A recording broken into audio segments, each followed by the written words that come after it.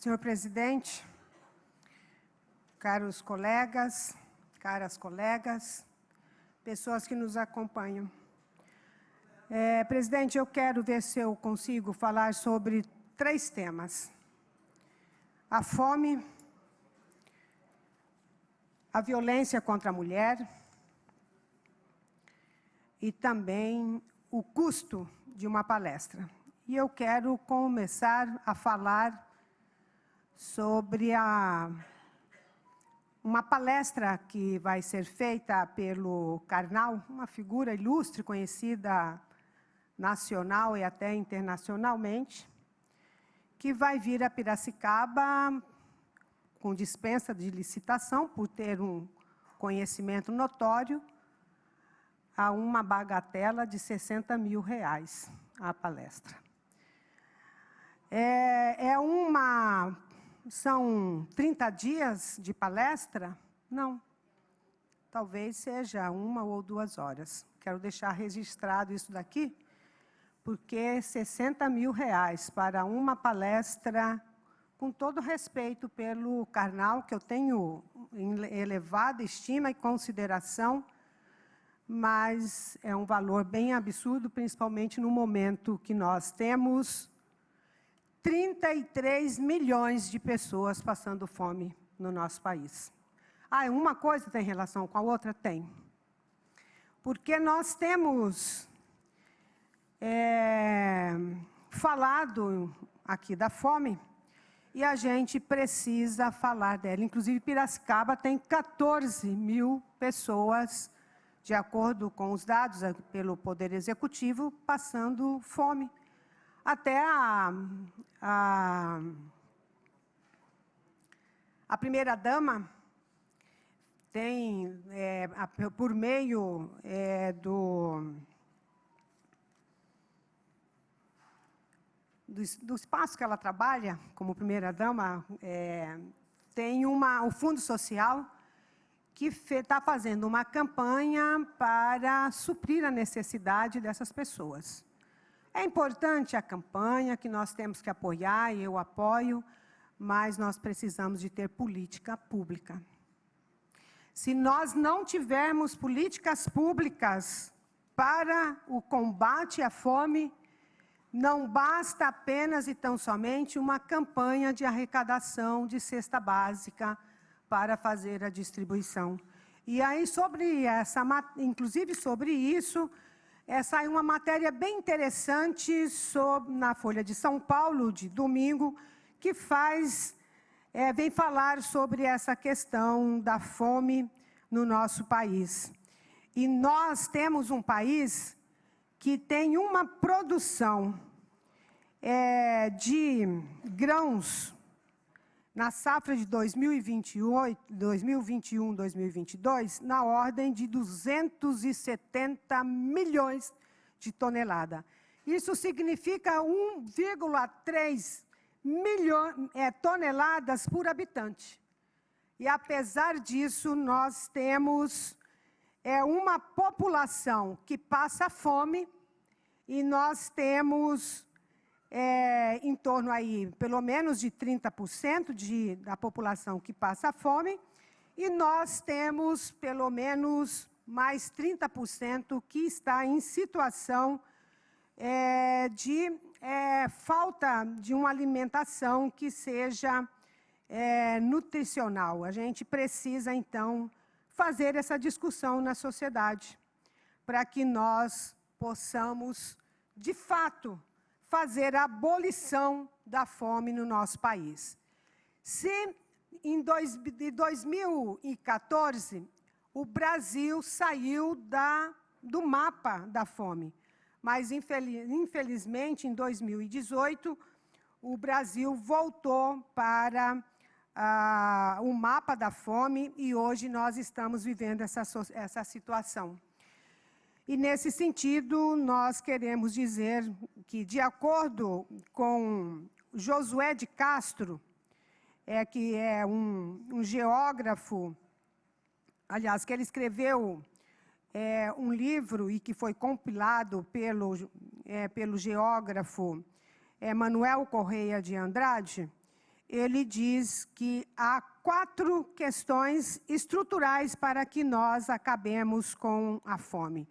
Uma delas é a reforma agrária, para desconcentrar a aberração de latifúndios nas mãos de poucos. Ou seja, quem produz alimentos para a mesa brasileira são os pequenos e médios agricultores. Nós precisamos de educação para fortalecer a cidadania e a ação diante das desigualdades que perpetuam a fome.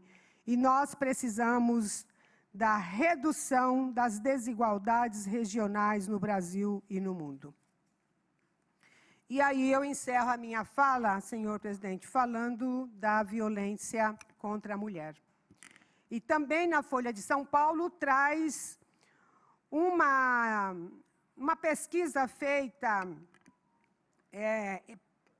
aí na sociedade recentemente, onde diz que 32% de meninas com menores de 18 anos sofreram um abuso, uma agressão sexual. 20% disseram ter sido vítimas de adultos que mostraram seus órgãos genitais. 15% receberam propostas de recompensa por ato sexual. 12% afirmaram ter visto um adulto se masturbando. 14% admitem serem vítimas de violência sexual. Mas nós assistimos também uma violência política de gênero na sociedade. Inclusive, segundo pesquisa, 6 a 10 mulheres que exercem um cargo eletivo são vítimas de violência de gênero.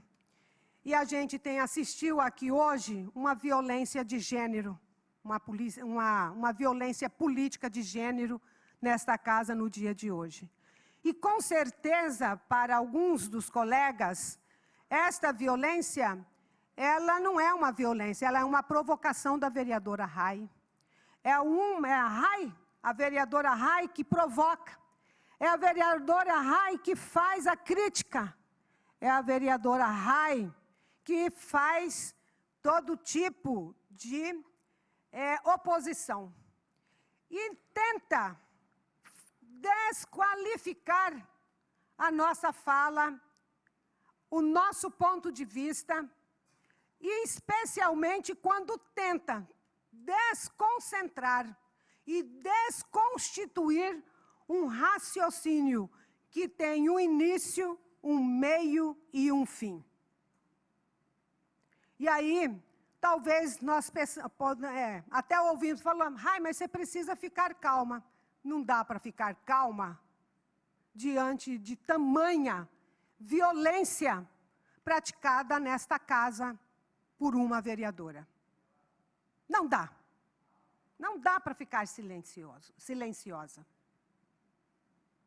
Mas talvez a violência é tão dura na vida das mulheres que ela fica naturalizada. E muitos que talvez estejam ouvindo essa fala desta vereadora, diga que esta vereadora, ela faz também violência quando faz a sua fala crítica diante de algumas circunstâncias. E eu quero dizer que nós, que fomos eleitas e eleitos, nós temos o direito à fala, ainda que seja para fazer a crítica. E os colegas têm que respeitar. E faça o debate político. Diga as suas divergências. E eu fui vereadora, na época, lá em 1989 a 1992, eu era a única vereadora, nós éramos 21, eu era a única vereadora. E nós estávamos no final do século XX. Eu nunca sofri tanta violência como eu tenho sofrido no século XXI. Quando nós avançamos na sociedade, do ponto de vista dos direitos das mulheres, da representatividade da mulher. Uma questão de ordem, pela ordem, senhor presidente. E aí, eu quero dizer aqui, não me calarei. Nenhum vereador, nenhuma vereadora nesta casa tem poder que sobrepõe a um outro colega ou outra colega. Ainda que esteja num cargo diretivo, não tem nenhum poder maior. O cargo na mesa diretora não dá poder superior aos demais e às demais vereadoras. Apenas o cargo que foi dado à mesa diretora é para administrar a casa. Até porque amanhã, este vereador que está na mesa vai estar aqui no plenário, que vai estar outras na mesa. E eu já fiz parte da mesa diretora. Mais um pela ordem, senhor presidente. E eu já estive presente na mesa diretora. E eu nunca vi presidente intervir na fala de vereador e ser agressivo, como vi hoje, mas tenho visto outros dias, com vereadora que está contrapondo, fazendo a sua fala, que nem sequer esperou a vereadora concluir o seu raciocínio, para depois fazer a sua oposição. E não por acaso depois vem um coro do conjunto de alguns vereadores fazer a defesa da fala do presidente, porque o presidente tem uma gestão que não pode ser questionada. Eu não estou questionando a direção desta mesa ou da presidência. Eu estou discutindo um projeto de lei e esse é um direito de qualquer um de nós nesta casa. Muito obrigada, senhores vereadores e vereadoras.